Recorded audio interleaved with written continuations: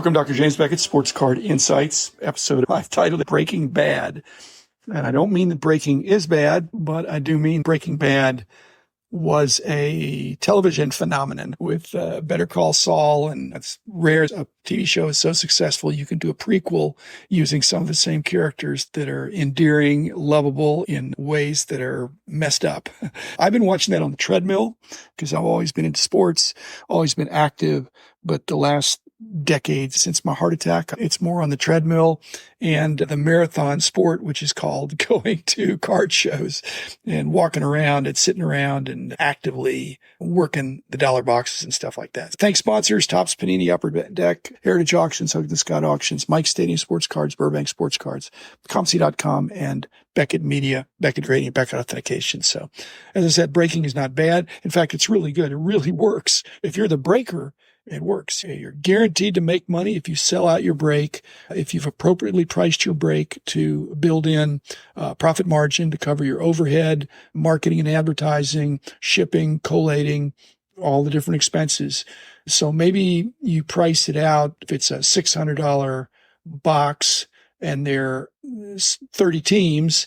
If you priced it at $20 times 30 is $600. But let's say you price it at $40. So each team is $40, random team. So 30 times 40 is $1,200. So the breaker is going to bring in $1,200 and the box cost him $600. And in some cases, breakers are able to get boxes at a better deal in quantity.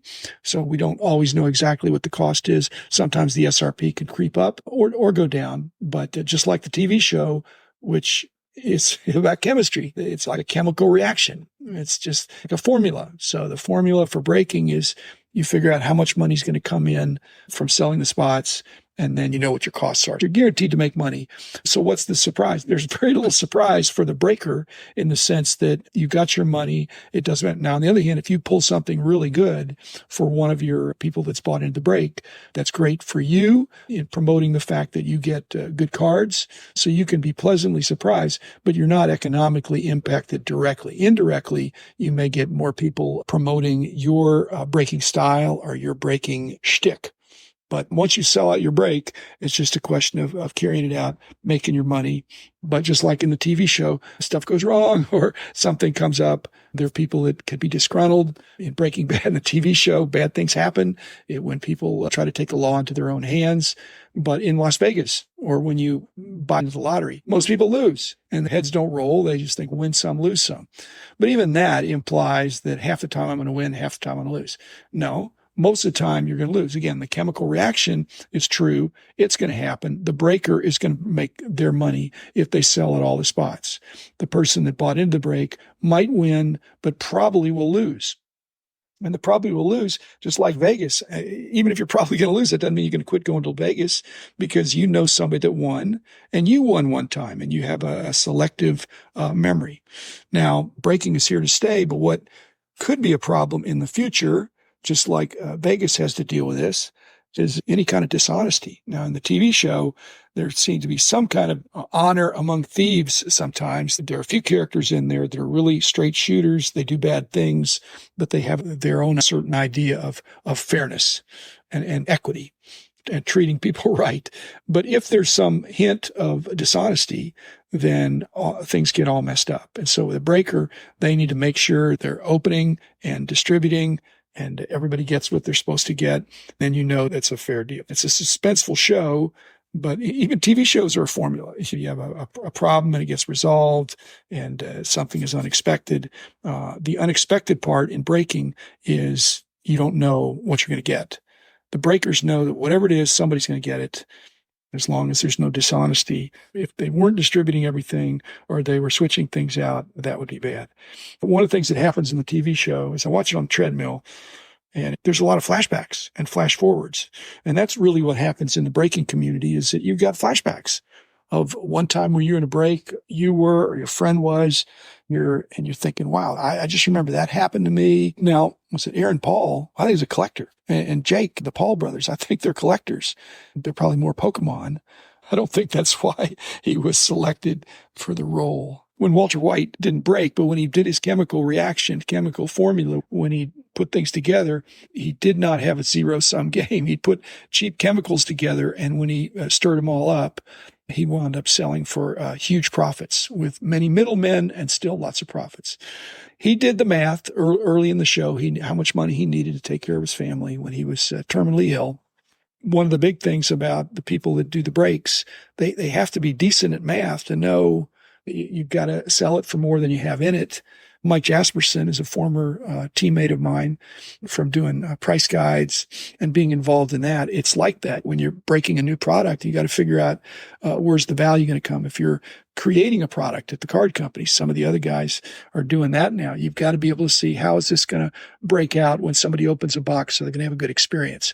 It's frequently based on what the best case hits could get. And those prices have just gone up and up. But we had to do that when back in the company days in the late 90s, we had to do our own version of that to figure out, okay, when you open up based on the insertion ratios and all this is broken out, can you really get $1,000 for the best card or 500 or 2,000 or whatever it would be? Now it could be many times that, which basically exaggerates then the odds. And especially when you don't know the odds, you're wondering. And so you're not dealing with all the facts. Certainly with Panini, I didn't see any box odds to know how many boxes you'd have to open to get some kind of an RPA. You're not given explicit guarantees frequently. If you're doing breaking, you have to have the concept of expected value, is that if you lose $50 one time and win $60 the other time, and that's based on flipping a coin, if you had an advantage and you bet all the time, if it's a disadvantage, don't do it. So if you can figure out the expected value of what you get in your break spot or opening a pack, if it's greater, and that's how the price goes up. If it's greater, then you're going to just keep buying.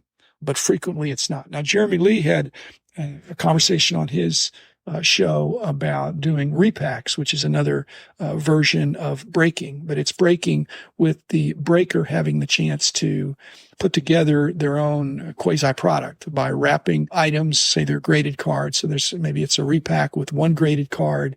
And you may even say it's a PSA 10 but it's wrapped up. You can't see what it is. But the criticism of the repacks is that, number one, it does not have a card company collation to stand behind. It's just a person.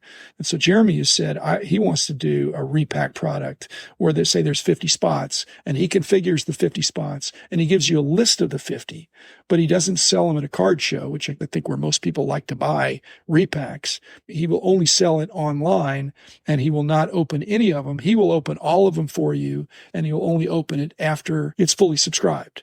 If he spent $5,000 for 50 spots, so he spent an average of $100 per spot, and he charges $150, then it won't work for the person because a lot of people will get less than $100. But what he has said is that if he can get a deal by getting way below comps for certain cards and put them in there, then maybe he could still make money. Again, I think the math is difficult. And what Jeremy is going to realize is that the greater transparency reduces your profit margin in which you can sell. Anyway, when all 50 spots of Jeremy's fill up and are sold, all of them, then he will have a digital opening on camera, and you are the 50 people, and then he will randomize. So he doesn't know who's going to get what, and then he will open up and see what it randomly falls. Again, Jeremy's going to find out. Increased transparency reduces profit margins because you're going to be able to do your own math more easily if you can see these are the 100 things or the 50 items, and here's what they would be worth. Here's the really big thing that would really be terrific. Now, the problem is I just think when you don't know exactly what's in the box, you had the recent episode where downtowns were flooded in some of the first off the line boxes. Now that messes things up, but in a good way for those people that got them. But in a bad way, perhaps for people that got them, that it cheapens any insert that is perceived to be easier than what historically they were thought to be. Again, half the people aren't going to win and half are going to lose. Think of it as 90% are going to lose and 10% are going to win. Now, this is not a lottery. I've mentioned lottery, but lotteries are win big or totally lose. And so this is not that. Now, in a lottery, it's real easy to figure out the math because you've got a bunch of losers and then you have one winner, let's say, and you just figure out what are my odds, and I'm probably going to lose. If you thought of it that way, then breaking is palatable. It's not the way I do it because I think there's too much of an aspect of luck. I want to select. In fact, what people don't talk about is in the breaking repack configuration. Some of these repacks are part of the composition. Obviously, there's going to be a bunch of things in there that don't sell above comps and maybe even don't sell at comps. So there's going to be some cold stuff in there. That can't be all. Again, if you were listing it out as Jeremy's saying he's going to do, then you can see, gee, there's out of these 50 items, 40 of them are dogs, out of favor players. I don't think that would be the case, but there are going to be some in there. Otherwise, because when I've seen the repackers go and clean out a table when I'm minding my own business at a dollar box, a lot of the dollar box guys, that's what they put the stuff they don't care as much about. But in their showcases, which are just right 5 or 10 feet away, are all the $10, $100, $1,000, $10,000 cards. And they have these repack purchasers coming through and making package deals on huge quantities. They're looking for $50 cards or $100 cards, and they will expect to get a discount. But sometimes they don't even require a discount, but they know what will be appealing in their repacks. So they know what is going to make people happy, or at least not angry. Like in the TV shows, you don't have to be happy, but you don't want to be so mad you want to kill somebody or get back at them in some horrible, vengeful way. So they know what to buy. I've said the money I made buying and selling cards, mostly I made money on the buying side by buying. So when I sold, I'd already gotten it at a discount. Or if it wasn't at a discount, it was something that I was pretty sure was on the uptick.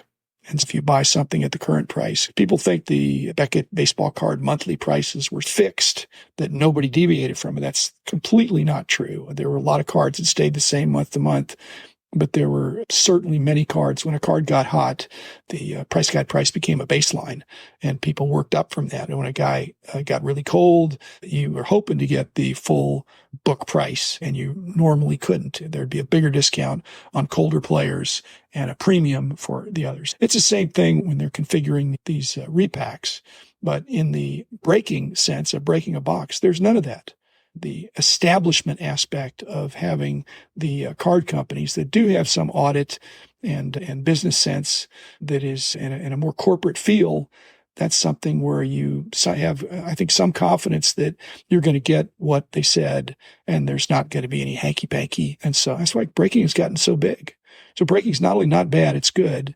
But just like any repackers or breakers that are not on the up and up, they need to be weeded out. I think people are innocent until proven guilty, and people can make mistakes, but over time, your character is revealed. I mainly shop with people I like, and then I think they're not going to be counterfeit cards mixed in or any kind of stuff like that. So anyway, thanks. Keep on breaking if that's what you like. And the repacks, again, I don't do that because I want to pick out what I want, but some people, it's open up a present.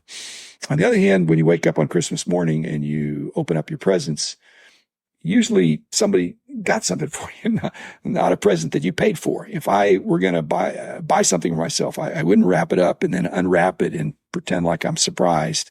I wouldn't just go into a clothing manufacturer and say, hey, I want to get a Christmas present. I want to get a shirt. Just pick out a shirt for me, wrap it up, and send me the bill. I think I'd say, I want to pick out my shirt.